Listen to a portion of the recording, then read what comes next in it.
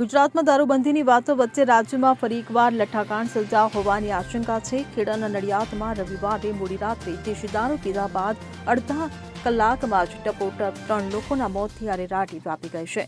મૃતકના પરિવારજનોએ દારૂ પીવાથી મોત થયાના આક્ષેપો કર્યા છે। મળતી માહિતી મુજબ નડિયાદ શહેરના જવાહરનગર વિસ્તારમાં જય મહારાજ સોસાયટી પાસે દારૂ પીધાને કારણે 3 લોકોના મોત થયા છે। મૃતકના પરિવારજનોનો આક્ષેપ છે કે દારૂ પીધા બાદ આ ત્રણેયની તબિયત લથડી અને મોત થયું છે। ઉલ્લેખનીય છે કે હજી 1.5 વર્ષ પહેલા જ ખેડાના બિલોદરા અને બગરૂ ગામમાં લઠ્ઠાકાંડ સર્જાયો હતો અને તેમાં 5ના મોત થયા હતા। ત્યારે ફરી એકવાર ખેડામાં મોતનું તાંડવ જોવા મળી રહ્યું છે।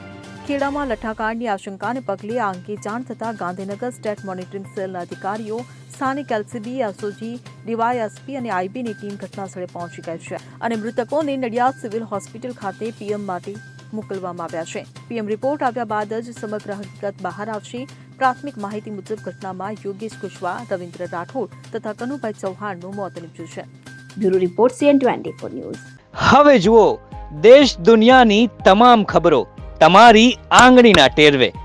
ઉઠાવો મોબાઈલ અને Google Play Store પરથી ડાઉનલોડ કરો અમારી CN24 ન્યૂઝ મોબાઈલ એપ।